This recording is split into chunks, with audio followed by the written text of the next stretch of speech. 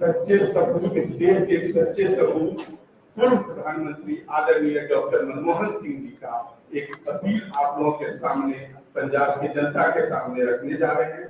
पहले आप विजुअल्स लेंगे, फिर इस अपील को हमारे साथी आपके सामने पढ़ेंगे और साथ ही हमारे दोनों वरिष्ठ नेता आपको संबोधित करेंगे। तो सबसे पहले हम आदरणीय मनमोहन सिंह जी की इस अपील को आप लोगों को दिखाएंगे। आगे विजुअल आप थैंक यू।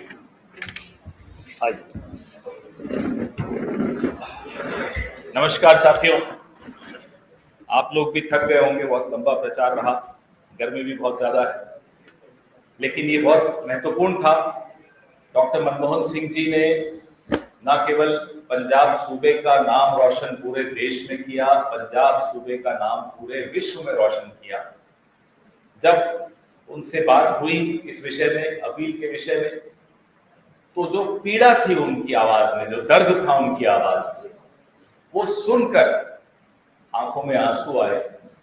जिस आदमी ने, जिस शख्स ने अपने हाथ से, अपने पसीने से एक चमन को सींचा हो और वो चमन जिस तरह से छिन्न भिन्न किया जा रहा हो, बिखराया जा रहा हो, फूलों को नोचा जा रहा हो, तो देखकर उनको क्या दर्द होता होगा वो मैं महसूस कर पा रहा था। देवेंद्र जी और मैं दोनों उनसे जब बात कर रहे थे, तो जो उन्होंने लिखा वो दर्द भी इसमें आपको महसूस आप भी कर पाएंगे।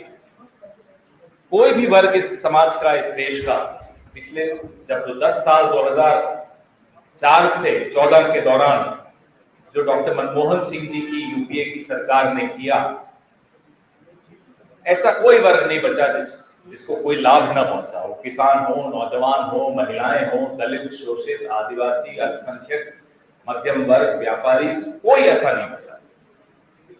और पिछले 10 साल में जो इन तमाम वर्गों के साथ हुआ वो भी आपके सामने है।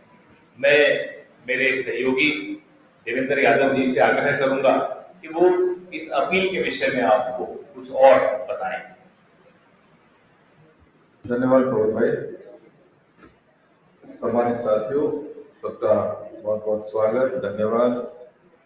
और जैसा कि पवन भाई कह रहे थे, एक लंबी कैंपेन का आज आखिरी पड़ाव है और मुझे खुशी है कि माननीय पूर्व प्रधानमंत्री, इस देश के सच्चे सपूत, एक सफल इकोनॉमिस्ट और देश के अगुवाई करने वाले हमारे माननीय डॉक्टर मनमोहन सिंह जी ने आम जनता से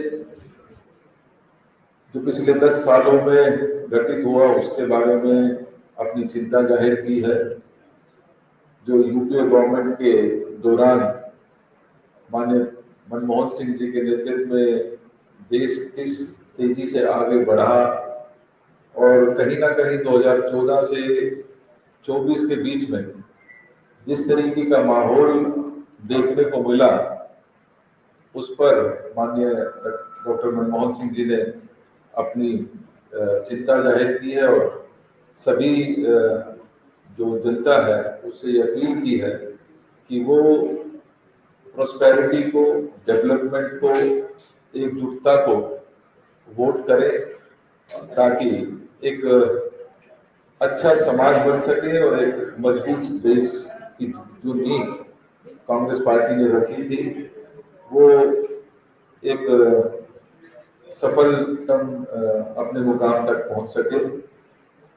मैं साझा करना चाहता हूं कि माननीय डॉक्टर साहब ने जहां पंजाबियत की, पंजाबी जो विशेष रूप से अपनी बहादुरी, अपने देश प्रेम के लिए जाने जाते हैं, उनके बारे में चर्चा की है।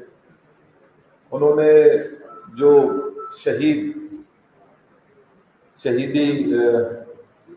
इस मुल्क के, इस प्रांत के लोगों की शहीदियों के बारे में चर्चा की है और चर्चा की है कि पिछले 10 साल में किस तरीके से इस पंजाबियत को, इस कल्चर को लगातार दबाने की कोशिश की गई है, जिसमें विशेष रूप से अगर मैं कहूँ तो उन्होंने चर्चा की है कि ये सरकार जिसने ये वादा किया था कि हमारे किसानों की आय को वो दुगना करेंगे। आज हम सब जानते हैं कि जो हालत आज देश के किसानों की है वो इस कदर नीचे गिरी है कि आज सिर्फ 27 रुपये एक दिन की कमाई एक एवरेज जो प्रति फार्मर है उसकी आती है, और उसके ऊपर लगभग 27,000 का कर्जा आज के दिन पर उसके सर के ऊपर लाद दिया गया है। ये वही सरकार है जो किसानों को आय डबल करने की बात करती थी, और हम सब जानते हैं कि जिस तरीके से लगभग 750 हमारे किसान भाइयों ने अपनी जान न्यौछावर की अब इन 3 काले कानून जो किसानों के खिलाफ लाए गए थे उसके बारे में माननीय डॉक्टर साहब ने चर्चा की है। इसी प्रकार से जैसे जो जीएसटी गलत तरीके से इम्प्लीमेंट हुई, जिसमें किसानों के लगभग 35 ऐसे इक्विपमेंट्स जो फार्मिंग में काम आने वाले इक्विपमेंट्स हैं उनके ऊपर भी जो जीएसटी लागू की गई है उसके बारे में चर्चा की गई है। साथ ही साथ यूपीए गवर्नमेंट के टाइम पे किसानों की दशा को देखते हुए, उनके ऊपर कर्जे को देखते हुए माननीय प्रधानमंत्री जी के नेतृत्व में जब 72,000 करोड़ रुपए का जो कर्जा माफी हुई थी उसके बारे में बात की है। साथ ही साथ यूपीए गवर्नमेंट ने किस तरीके से एमएसपी बढ़ाने का काम किया या किसानों को किस तरीके से आगे हम बढ़ा सकते हैं, उन सभी चीजों के ऊपर चर्चा की है। साथ के साथ उन्होंने जो हमारे न्याय की किसान न्याय के जो हमारे प्रॉमिसेस हैं उसके बारे में चर्चा की, जिसमें विशेष रूप से अगर मैं बात कहूँ कि legal guarantee of MSP, Swaminathan Narayan जो हमारे कमेटी की रिपोर्ट थी उसके अनुसार कैसे हमारे किसानों की आय बढ़ सकती है उसके बारे में चर्चा की है। Commission, permanent commission for loan weavers, क्योंकि लोन वेवर किसानों के ऊपर लगातार किसी न किसी रूप में कर्जा बढ़ता जाता है, उसके बारे में उन्होंने चर्चा की है। और साथ ही साथ जीएसटी जो फार्म इक्विपमेंट्स पे है उसको हटाने की बात की है। इसी के साथ साथ क्योंकि माननीय डॉक्टर साहब एक सफलतम इकोनॉमिस्ट भी रहे और हम सब ने उस समय महसूस किया था कि देश की जो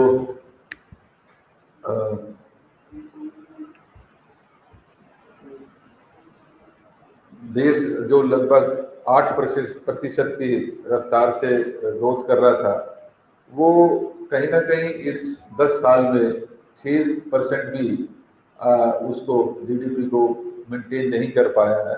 उसके बारे में माननीय प्रधानमंत्री जी ने चर्चा की है। उन्होंने इसमें चर्चा की है कि किस तरीके से हमने फ्लो ऑफ मनी था वो लोगों को तक पहुंचाने का काम किया था, चाहे वो मनरेगा की हमारी योजनाएं थी या अन्य योजनाओं के थ्रू, जैसे घरेलू जो परचेज पावर थी, माननीय प्रधानमंत्री जी हमारे डॉक्टर मनमोहन सिंह जी के नेतृत्व में किस तरीके से वो लगातार बढ़ी थी, जिसकी वजह से जीडीपी में इंक्रीज हुआ था।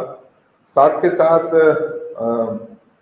माननीय डॉक्टर साहब ने युवा न्याय की भी बात की है, जिसमें हम सब जानते हैं कि गलत नीतियों के चलते आज जहां एक तरफ हमारे युवा बेरोजगार घूम रहे हैं, वहीं लगभग 30 लाख सरकारी नौकरियां आज खाली पड़ी हैं।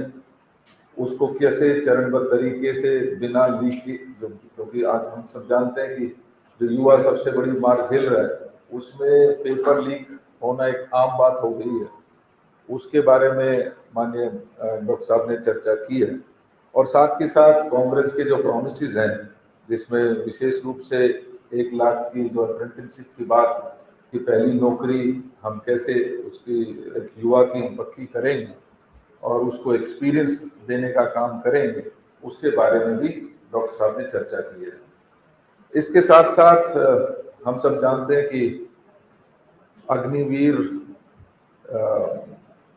जो पिछले कुछ समय पहले प्रधानमंत्री जी ने बिना किसी सलाह के, बिना किसी मशवरे के देश के ऊपर थोपने की एक कोशिश की, उसको हम कांग्रेस के मैनिफेस्टो में और डॉक्टर साहब ने उस पर चर्चा करते हुए स्पष्ट कहा है कि हमारी सरकार आएगी तो अग्निवीर योजना को पूरी तरीके से एबॉलिश करने का, खत्म करने का काम करेगी।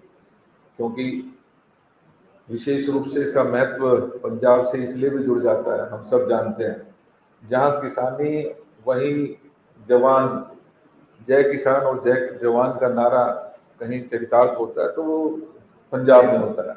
हर किसान का परिवार में एक सपना होता है कि मेरा बच्चा बॉर्डर पे जाएगा, देश के लिए मजबूती के साथ अपने देश की सुरक्षा करेगा, रक्षा करेगा। वहीं आज जवान को मात्र 4 साल की नौकरी देकर उसको पूरी तरीके से उसकी जवानी बर्बाद करने की जो साजिश थी, उसके बारे में भी चिंता जाहिर करते हुए माननीय डॉक्टर साहब ने स्पष्ट कहा है कि हमारी सरकार आएगी तो तुरंत इस अग्निवीर योजना को बंद कर दिया जाएगा। साथियों, हम सब जानते हैं कि डॉक्टर साहब के नेतृत्व में जब 10 साल यूपीए की सरकार थी, पंजाब में अकाली सरकार थी, लेकिन उन्होंने कहा है और हम सब ने देखा है कि लगातार डेवलपमेंट्स के लिए किसी भी प्रकार का कोई फंड्स था, कोई योजनाएं थी, चाहे नए कॉरिडोर्स बनाने की बात हो, चाहे रेल कॉरिडोर्स की बात बनाने की बात हो, चाहे नए संस्थाएं लगाने की बात हो, उन सब के बारे में डॉक्टर साहब ने विस्तार से इसमें चर्चा की है।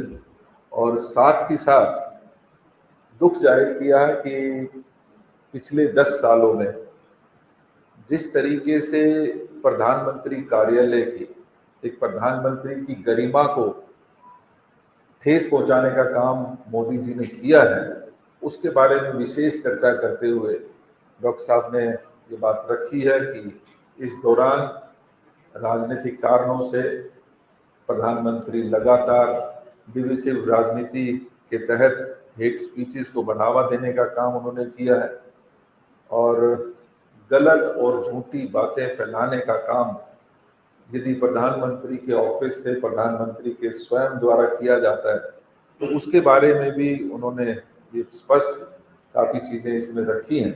साथ ही साथ ये अपील की है सभी नौजवानों से, माताओं से, बहनों से, नौजवानों से, सभी से कि हमें प्रोस्पेरिटी के लिए, हमने अपने देश की मजबूती के लिए एक ऐसी सरकार को चुनने का काम, क्योंकि ये मौका है जो 5 साल में मिलता है, उसका बारे में डॉक्टर साहब ने अपील की है कि हम सब एक जागरूक नागरिक होने के नाते हमें एक प्रोग्रेसिव सरकार को चुनने का काम करना चाहिए।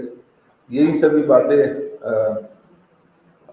माननीय डॉक्टर साहब ने अपने लेटर, ओपन लेटर के द्वारा जारी की है। मुझे खुशी है कि इस मौके पर हमारे आदरणीय पवन जी यहाँ पर विशेष रूप से पहुँचे हैं। आप सबके बीच में अमरीश रंजन जी लगातार किसी न किसी हमारे डिग्निटरीज को, हमारे लीडर्स को आपसे मुखातिब करने का काम अपना लगातार जारी किया है, रखा है, तो मैं इनका भी धन्यवाद करता हूँ। आप सबका भी पुनः एक बार बहुत बहुत धन्यवाद। Thank you. आप पढ़ लीजिए एक बार जो लेटर है पंजाबी में। सबको पहला तो मैं Punjab Congress incharge Shri Dharmendra Yadav ji, Punjab communication all India communication and media department के chairman communicator ji, Punjab Congress media के incharge Manish Pandey ji, Punjab social media के चेयरमैन गुरतेज तंदूरी जी, इतने ਤੁਸੀਂ ਸਾਰੇ ਦਸਤੇ ਸਾਥੀਆਂ ਨੇ ਇੱਥੇ ਪਹੁੰਚੇ ਨੇ, ਇਹਨਾਂ ਵੱਲੋਂ ਸਾਰਿਆਂ ਦਾ ਸਵਾਗਤ ਕਰਦਾ।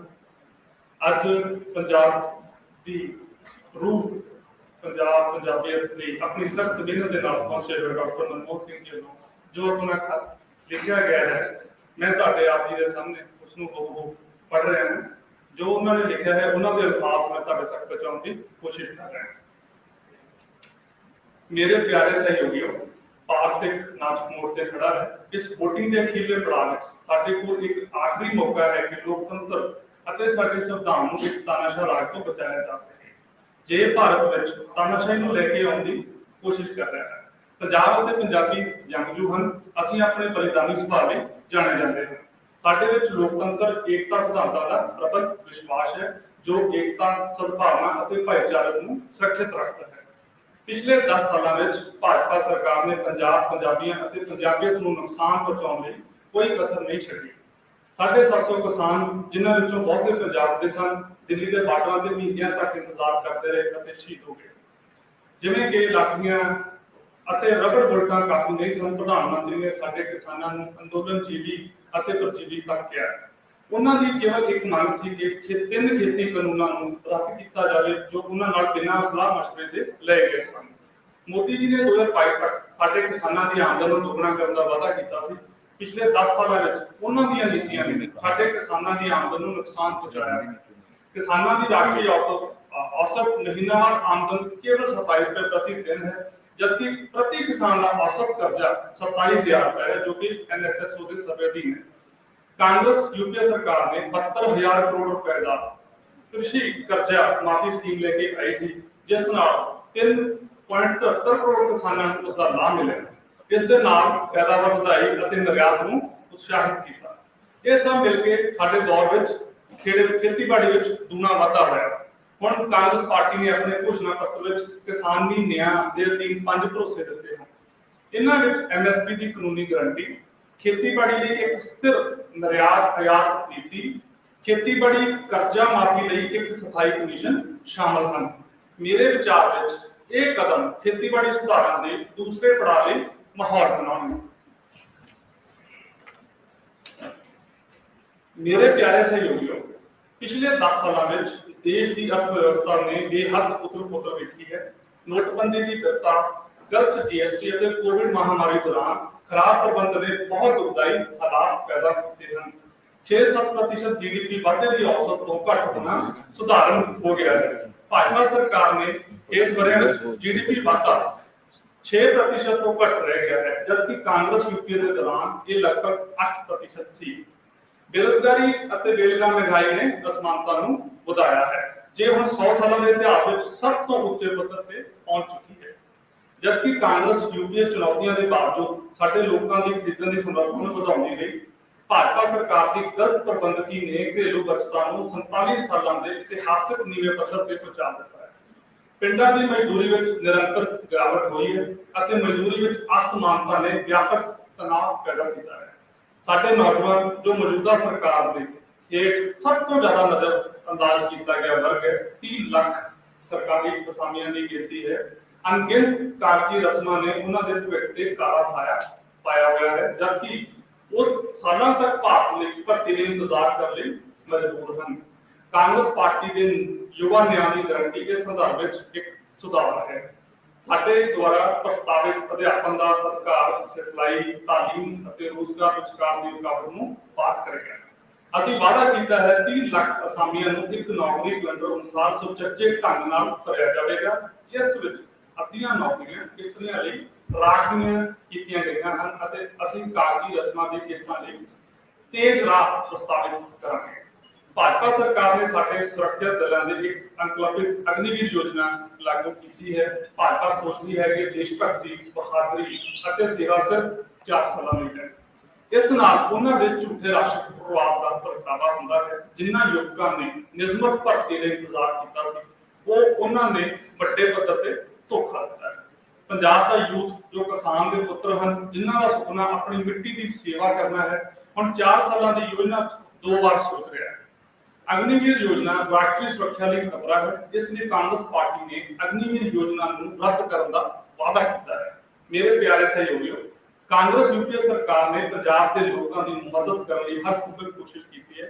अमृतसर कोलकाता औद्योगिक मार्ग जो हम पूर्वी समर्पित मार्ग के जनौरे राह का हिस्सा है और जो अमृतसर, जलंधर और लुधियाना राही लंघदा है, साडे दौरान लागू किया गया। 2011 में बठिंडा में एक नवी तेल रिफाइनरी स्थापित की गई। ਸੀ, ਜਿਸ ਵਿੱਚ ਗੇਲ ਦੇ 2200 ਕਿਲੋਮੀਟਰ ਦੀ ਕ੍ਰਾਸ ਕੰਟਰੀ ਪਾਈਪਲਾਈਨ ਪ੍ਰੋਜੈਕਟ ਨੂੰ ਸਮਰਪਿਤ ਕੀਤੀ ਗਈ ਸੀ। 2008 ਵਿੱਚ ਰੋਪੜ ਵਿੱਚ IIT, 2006 ਵਿੱਚ ਪਟਿਆਲਾ ਵਿੱਚ ਇੱਕ ਰਾਸ਼ਟਰੀ ਕਾਨੂੰਨ ਯੂਨੀਵਰਸਿਟੀ ਸਥਾਪਿਤ ਕੀਤੀ ਗਈ। 2009 ਵਿੱਚ ਸ਼ਹੀਦ ਭਗਤ ਸਿੰਘ ਸਮਾਰਕ ਦਾ ਉਦਘਾਟਨ ਉਹਨਾਂ ਦੇ ਜਨਮ ਸਥਾਨ ਖਟਕੜ ਕਲਾਂ ਵਿੱਚ ਕੀਤਾ ਗਿਆ। ਯੂਪੀ ਸਰਕਾਰ ਨੇ ਤਲਵੰਡੀ ਸਾਬੋ ਅਤੇ ਅਨੰਦਪੁਰ ਸਾਹਿਬ ਦੀ ਵਿਕਾਸ ਯੋਜਨਾ ਨੂੰ ਗੁਰਗੱਦੀ 2-3 ਸਾਲਗਿਰਾ ਦੇ ਤੌਰ ਤੇ ਰਿਲੀਜ਼ ਕੀਤੀ। ਹਾਲਾਂਕਿ ਮੇਰੇ ਕਾਰਜਕਾਲ ਦੇ ਵਧੇਰੇ ਸਮੇਂ ਵਿੱਚ ਰਾਜ ਵਿੱਚ ਅਕਾਲੀ ਭਾਜਪਾ ਸਰਕਾਰ ਸੀ। ਸੁੱਚੇ ਸਹਿਯੋਗੀ ਸੰਘਵਾਦੀ ਆਤਮਾ ਨੂੰ ਫੋਲੋ ਤਾਂ ਅਸੀਂ ਪੰਜਾਬ ਦੇ ਲੋਕਾਂ ਨੂੰ ਉਹਨਾਂ ਦੇ ਹੱਕ ਦਾ ਹਿੱਸਾ ਦੇਣ ਵਿੱਚ ਕੋਈ ਕਸਰ ਨਹੀਂ ਛੱਡੀ। ਦੂਜੇ ਪਾਸੇ 5 ਸਾਲਾਂ ਲਈ ਜਦੋਂ ਕਾਂਗਰਸ ਪਾਰਟੀ ਸੱਤਾ ਵਿੱਚ ਸੀ, ਕੇਂਦਰ ਵਿੱਚ ਭਾਜਪਾ ਸਰਕਾਰ ਨਿਰੰਤਰ ਪੰਜਾਬ ਨੂੰ ਫੰਡ ਮੁਹੱਈਆ ਕਰਨ ਤੋਂ ਇਨਕਾਰ ਕਰ ਰਹੀ ਸੀ। ਚਾਹੇ ਉਹ ਕਿਸਾਨ ਕਰਜ਼ਾ ਮਾਫੀ, ਪਿਛਲੇ ਭਾਜਪਾ ਅਕਾਲੀ ਸਰਕਾਰ ਦਾ ਵਿਰਾਸਤੀ ਮਾਮਲਾ ਹੋਵੇ ਜਾਂ ਮਨਰੇਗਾ ਲਈ ਲੰਬੇ ਚੱਲ ਰਹੇ ਮਜ਼ਦੂਰੀ ਦੀ ਉਦਾਹਰਣ ਹੋਵੇ। ਮੇਰੇ ਪਿਆਰੇ ਸਹਿਯੋਗੀਓ, ਮੈਂ ਇਸ ਚੋਣ ਮੁਹਿੰਮ ਦੇ ਦੌਰਾਨ ਰਾਜਨੀਤਿਕ ਚਰਚਾ ਨੂੰ ਬਹੁਤ ਧਿਆਨ ਨਾਲ ਦੇਖ ਰਿਹਾ ਹਾਂ। ਮੋਦੀ ਜੀ ਨੇ ਘਿਨਾਉਣੀ ਨਫ਼ਰਤ ਭਰੀਆਂ ਭਾਸ਼ਣਾਂ ਵਿੱਚ ਭਾਗ ਲਿਆ ਹੈ ਜੋ ਪੂਰੀ ਤਰ੍ਹਾਂ ਮੰਡਣ ਵਾਲੀਆਂ ਹਨ। ਮੋਦੀ ਜੀ ਪਹਿਲੇ ਪ੍ਰਧਾਨ ਮੰਤਰੀ ਹਨ ਜਿਨ੍ਹਾਂ ਨੇ ਆਪਣੇ ਅਹੁਦੇ ਦੀ ਮਰਿਆਦਾ ਨੂੰ ਘਟਾਇਆ ਹੈ ਅਤੇ ਇਸ ਨਾਲ ਪ੍ਰਧਾਨ ਮੰਤਰੀ ਦਫ਼ਤਰ ਦੀ ਗੰਭੀਰਤਾ ਨੂੰ ਪਿਛਲੇ ਕਿਸੇ ਵੀ ਪ੍ਰਧਾਨ ਮੰਤਰੀ ਨੇ ਇਸ ਤਰ੍ਹਾਂ ਦੀ ਘਿਨਾਉਣੀ, ਗੈਰ ਸੰਸਦੀ ਅਤੇ ਹੇਠਲੇ ਪੱਧਰ ਦੀ ਭਾਸ਼ਾ ਦੀ ਵਰਤੋਂ ਨਹੀਂ ਕੀਤੀ ਜੋ ਕਿਸੇ ਖਾਸ ਵਰਗ ਜਾਂ ਵਿਰੋਧੀਆਂ ਨੂੰ ਨਿਸ਼ਾਨਾ ਬਣਾਉਣ ਲਈ ਸੀ। ਉਹਨਾਂ ਨੇ ਮੈਨੂੰ ਕੁਝ ਗਲਤ ਬਿਆਨ ਵੀ ਦਿੱਤੇ ਹਨ। ਮੈਂ ਆਪਣੇ ਜੀਵਨ ਵਿੱਚ ਕਦੇ ਵੀ ਇੱਕ ਭਾਈਚਾਰੇ ਨੂੰ ਦੂਜੇ ਤੋਂ ਵੱਖਰਾ ਨਹੀਂ ਕੀਤਾ। ਇਹ ਭਾਜਪਾ ਦਾ ਖਾਸ ਅਧਿਕਾਰ ਅਤੇ ਆਦਤ ਹੈ। ਭਾਰਤ ਦੇ ਲੋਕ ਇਹ ਸਭ ਕੁਝ ਦੇਖ ਰਹੇ ਹਨ। ਉਹ ਵੰਡਵਾਦ ਦਾ ਵਿਸ਼ਾ ਹੁਣ ਆਪਣੀ ਚਰਮ ਸੀਮਾ ਤੇ ਪਹੁੰਚ ਚੁੱਕਾ ਹੈ। ਹੁਣ ਸਾਡੇ ਲਈ ਇਹ ਸਾਡਾ ਫਰਜ਼ ਹੈ ਕਿ ਅਸੀਂ ਆਪਣੇ ਪਿਆਰੇ ਦੇਸ਼ ਨੂੰ ਇਹਨਾਂ ਫਿਰਕੂ ਤਾਕਤਾਂ ਤੋਂ ਬਚਾਈਏ। ਹੱਥ ਜੋੜ ਕੇ ਮੈਂ ਤੁਹਾਡੇ ਹਰ ਇੱਕ ਨੂੰ ਪਿਆਰ, ਸ਼ਾਂਤੀ, ਭਾਈਚਾਰੇ ਅਤੇ ਸਦਭਾਵਨਾ ਦੇਣ ਦੀ ਅਪੀਲ ਕਰਦਾ ਹਾਂ। ਮੈਂ ਪੰਜਾਬ ਦੇ ਹਰ ਮਤਦਾਤਾ ਨੂੰ ਵਿਕਾਸ ਅਤੇ ਤਾਲਮੇਲ ਪ੍ਰਗਤੀ ਲਈ ਵੋਟ ਦੇਣ ਦੀ ਅਪੀਲ ਕਰਦਾ ਹਾਂ। ਮੈਂ ਸਾਰੇ ਨੌਜਵਾਨਾਂ ਨੂੰ ਸਾਵਧਾਨੀ ਨਾਲ ਵੋਟ ਦੇਣ ਦੀ ਅਪੀਲ ਕਰਦਾ ਹਾਂ ਅਤੇ ਭਵਿੱਖ ਲਈ ਵੋਟ ਪਾਉਣ ਦੀ ਅਪੀਲ ਕਰਦਾ ਹਾਂ। ਕੇਵਲ ਕਾਂਗਰਸ ਹੀ ਇੱਕ ਵਿਕਾਸ ਪ੍ਰਧਾਨ ਪ੍ਰਗਤੀਸ਼ੀਲ ਭਵਿੱਖ ਦੀ ਗਰੰਟੀ ਦੇ ਸਕਦੀ ਹੈ ਜਿੱਥੇ ਲੋਕਤੰਤਰ ਅਤੇ ਸੰਵਿਧਾਨ ਦੀ ਰੱਖਿਆ ਕੀਤੀ ਜਾਵੇਗੀ। ਮੈਂ ਅਲਾਮਾ ਇਕਬਾਲ ਦੇ ਇੱਕ ਮਸ਼ਹੂਰ ਲਿਖ ਨਾਲ ਆਪਣੀ ਗੱਲ ਖਤਮ ਕਰਨਾ ਚਾਹਾਂਗਾ ਜੋ ਸਾਡੇ ਧਨੀ ਬਹੁਮਤੀ ਸੱਭਿਆਚਾਰ ਨੂੰ ਸ਼ਰਧਾਂਜਲੀ है। फिर उठी आखिर सदा तौहीद की पंजाब से, मर्द कामिल ने जगाया हिंद को गिरफ्तार से। जय हिंद। धन्यवाद। Thank you. Thank you.